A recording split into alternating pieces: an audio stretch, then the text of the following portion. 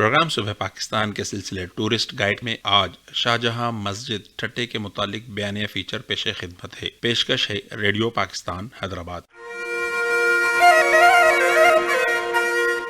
کراچی سے 100 کلومیٹر مشرق، حیدرآباد سے 100 کلومیٹر جنوب مغرب اور بدین سے 100 کلومیٹر مغرب میں آباد سندھ کا تاریخی شہر ٹھٹا، جسے سندھ کا دارالحکومت ہونے کا اعزاز بھی حاصل رہا ہے، جو سندھ کی تاریخ، تہذیب اور تمدن کو اپنے اندر سموئے ہوئے ہے، جہاں ہر طرف تاریخی آثار بکھرے ہوئے نظر آتے ہیں. ایک طرف ایشیا کا قدیم اور وسیع ترین قبرستان مکلی واقع ہے، تو دوسری جانب ٹھٹا شہر کے مرکز میں مغلیہ دور کی اسلامی فن تعمیر کی 373 سالہ قدیم بے مثال تاریخی اور خوبصورت مسجد جامع مسجد ٹھٹا، جسے شاہجہانی مسجد، جامع مسجد شاہجہاں اور بادشاہی مسجد بھی کہا جاتا ہے، موجود ہے.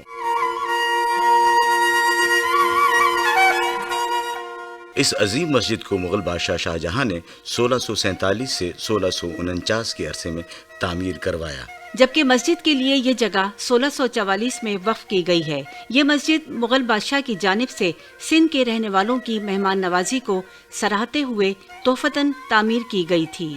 شاہجہان مسجد ٹھٹا کی خصوصیت یہ ہے کہ اس مسجد کے 100 گنبد ہیں اور اس مسجد کو اس انداز میں تعمیر کیا گیا ہے کہ اس میں امام کی آواز کسی مواصلاتی آلے یعنی بغیر کسی ساؤنڈ سسٹم کے پوری مسجد میں گونجتی ہے.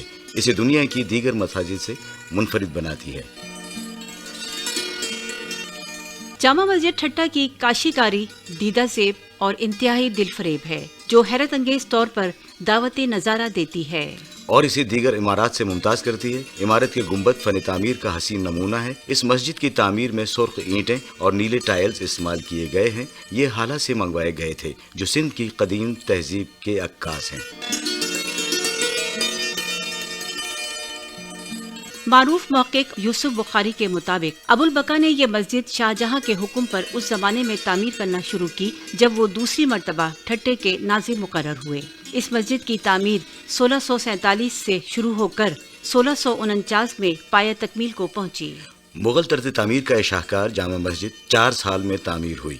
محکمہ آثار قدیمہ بمبئی کی رپورٹ نمبر 8 مورخہ 1879 کے مطابق اس کی تعمیر پر 9 لاکھ روپے خرچ ہوئے. اس مسجد کا طول 305 اور عرض 170 مربع فٹ ہے. اس کی کرسی کافی بلند ہے. بیرونی حصہ صحن بالکل سادہ ہے، لیکن اندرونی دالان نماز کی دیواروں میں نہایت عمدہ مسالے استعمال کیے گئے ہیں. اس کے علاوہ اس کے رنگین ٹائلوں کی گلکاری نے اس کو ایک زندہ و جاوید شیش محل بنا دیا ہے. شاہجہان مسجد ٹھٹا کی اس علاقے میں اہمیت کے حوالے سے معروف اسکالر اور محقق ڈاکٹر پروفیسر سید قلندر شاہ لکھیاری کہتے ہیں کہ ٹھٹا اس زمانے میں نہ صرف علمی مرکز تھا بلکہ سیاسی مرکز بھی تھا. مغل شہنشاہوں کے گورنر مستقل طور پر یہاں ٹھٹا میں رہا کرتے تھے. ٹھٹا ایک بہت بڑا ثقافتی، تجارتی اور علمی مرکز تھا اور یہاں لوگ آتے جاتے تھے. دریا کی آبی گزرگاہوں کی وجہ سے یہ ایک ٹرانسپورٹ کا ذریعہ بھی تھا. عمارت سازی میں مغل شہنشاہوں میں سے شاہجہاں کو معمار شہنشاہ کہا جاتا ہے. وہ خوبصورت عمارتیں بنوانے کے شوقین تھے جو شاہکار ہیں. تاج محل ابھی تک قائم ہے. اس زمانے کے لوگوں نے یہاں ایک بڑی مسجد کی ضرورت محسوس کی ہوگی. ایک بڑی وسیع و عریض جگہ پر یہ مسجد بنائی گئی ہے اور اس کا جو آرکیٹیکچر ہے وہ خود اپنی جگہ پر ایک شاہکار ہے. تو اس مسجد کو مقامی لوگ 100 قبائی مسجد کہتے ہیں. پھر یہ بھی ہے کہ یہ صرف مسجد نہیں تھی بلکہ ایک تعلیمی مرکز بھی تھا. مسجد کی جگہ کافی کشادہ ہے، جس میں ایک بڑا حوض بھی ہے، وضو کی جگہ بھی ہے اور پھر یہاں طالب علموں کے رہنے کے لیے حجرے بھی ہیں.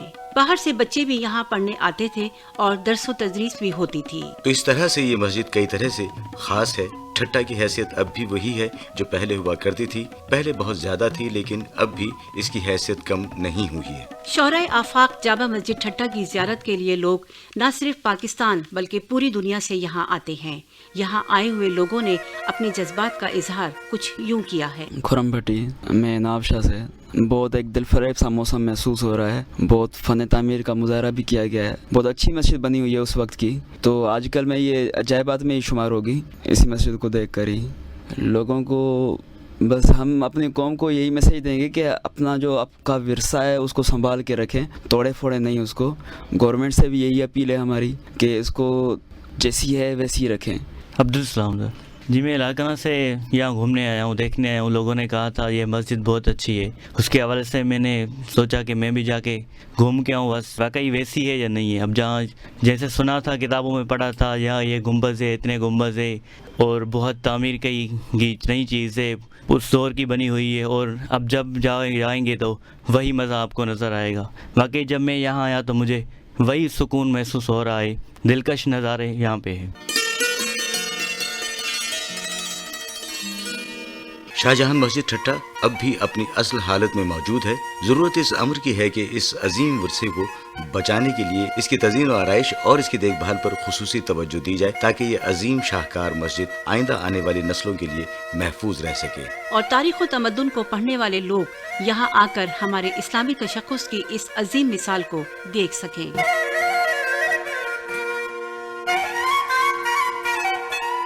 سامعین، ابھی آپ ٹورسٹ گائیڈ کے سلسلے میں شاہجہاں مسجد ٹھٹہ کے متعلق بیانیہ فیچر سن رہے تھے. راوی زاہدہ آفریدی اور محمد فاروق اقبال. تحریر و پروڈیوسر محمد عارف. پیشکش ریڈیو پاکستان حیدرآباد.